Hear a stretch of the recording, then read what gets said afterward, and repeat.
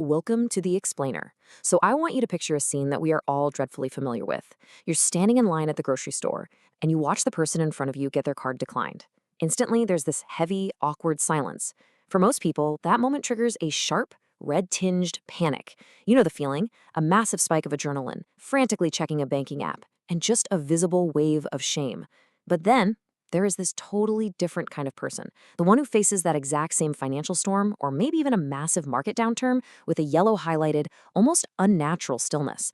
While the whole world around them is reacting with high-pitched anxiety, they remain completely unshakable.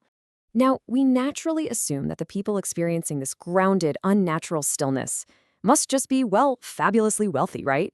But psychology actually tells us a completely different story. This stillness doesn't happen because they have some massive bank account. It's because they possess a completely different psychological blueprint. They aren't emotionally numb by any means. They feel the exact same pressure as anyone else, but they just don't let it hijack their nervous system.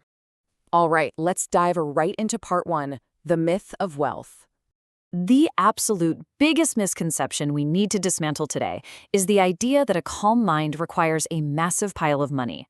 In this explainer, we are looking straight past the numbers to deconstruct what is really a hidden architecture of the mind.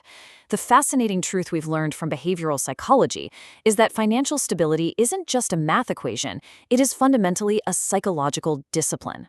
It's a rare set of traits that literally prevent money from controlling your heartbeat. And the best part? Once you understand these traits, you can absolutely build them yourself. Moving right along to part two, emotion versus action. This is where calm individuals pull off what is arguably their best trick. They completely separate their feelings from their financial reflexes. You see, most people live in a state of constant financial reaction.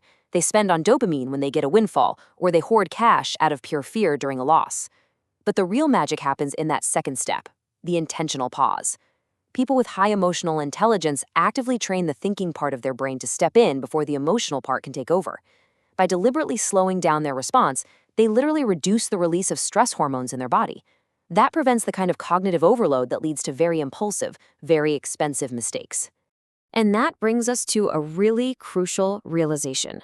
Calm individuals absolutely allow themselves to feel the sting of a loss, for sure, but they process that loss simply as information. It's just data to be managed. It is not a 5-alarm personal emergency that requires immediate, panicked action. This stillness ties directly into how they view the entire world. Think about this psychological concept of an external locus of control. Basically, this mindset makes people highly personalize negative events. They think about economy as somehow a punishment, or a failed venture means they are fundamentally flawed as a person. But financially still people operate with a dramatically lower level of personalization. They view economic shifts as systems, as natural cycles, and just inherent uncertainty. They don't automatically blame themselves or bruise their egos. To them, money is just a tool to be managed entirely separate from their self-worth as a human being. Which brings us perfectly to part three, escaping external validation. Building directly on that sense of self-worth, we have got to talk about the hedonic treadmill. It is quite literally the only treadmill where you can run forever and somehow end up poorer. You buy the new car, you feel the thrill, your brain adapts, the thrill completely fades, and suddenly you need an even more expensive car just to feel okay. The calm mind has completely bypassed this trap.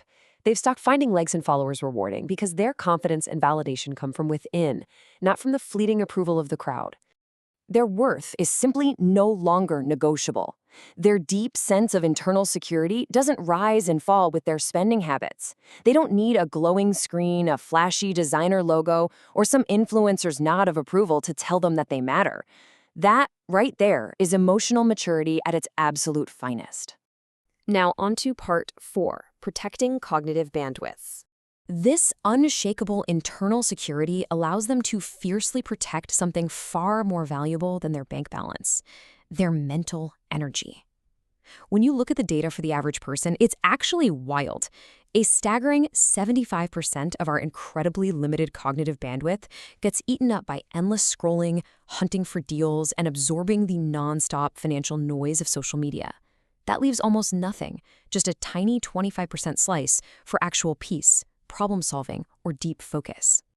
The financially calm realize that this constant noise is mentally expensive. They treat their attention like a highly valued currency. They build a massive psychological buffer by actively rejecting the slot machine mechanics of social media, practicing strict digital minimalism, and shifting their energy from just consuming things to actually creating things. That buffer is exactly what keeps them so incredibly steady when the rest of the world feels utterly chaotic. All right, part 5, embracing the unknown. Most of us have this desperate need for immediate certainty, right? We want an absolute guarantee on every single investment. But the financially calm have a very high tolerance for uncertainty. They don't fall victim to the Dunning-Kruger effect, that psychological trap where overconfidence leads to reckless, panicked bets. Instead, they lean hard into intellectual humility. They freely admit what they don't know, they accept that they cannot control the future, and they focus strictly on what they actually can control right now, in the present. This humility builds into their daily habits through cognitive reflection. Here's the cool part. The calm aren't ignoring risks. They're actually overthinking them, but in a totally different way. While the anxious mind overthinks out of paralyzing fear of the unknown, the calm mind engages in productive overthinking. They are driven by curiosity. They look at their financial fears, question their very first instincts, and search for the underlying logic rather than just surrendering to panic. Let's bring it all together in part 6, rewriting your identity. What is absolutely fascinating here is that for a lot of these folks, this calm is not some magical natural gift they were just born with.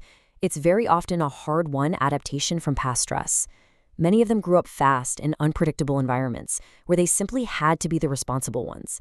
They developed survival independence, and while that comes with its own distinct set of challenges, it ultimately created a nervous system that has already been through the battle.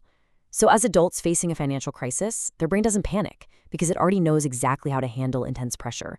They know how to survive. At the end of the day, it all boils down to identity. Human brains naturally resist any action that doesn't match our core self-image. If you secretly believe you're just bad with money, well, you're gonna subconsciously sabotage yourself to prove it true. But the financially calm have done the deep internal work. They see themselves as stewards of their own future. To them, discipline isn't a sacrifice or a burden. It is an act of pure self-respect. Their identity is perfectly aligned with their financial goals, which allows them to act logically, even when their mind is tempted to retreat into old, fearful habits. Now, I really want to pause and tell you something important. You are not broken if you have felt the crushing weight of financial anxiety in the past. You are completely normal. What you are doing by watching this explainer is simply learning to decode those hidden behavioral scripts running in the background of your mind. Financial calm is the ultimate form of psychological freedom because it means taking absolute authority over how you process the unexpected, regardless of what the market is doing on any given day. So I want to leave you with a powerful reflection to chew on.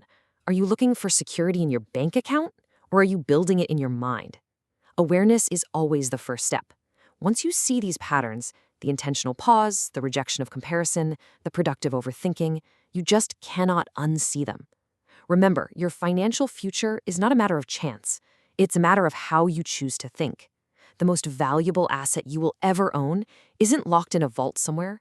It's a mind that knows exactly how to stay still. Thank you so much for joining me to explore this fascinating architecture.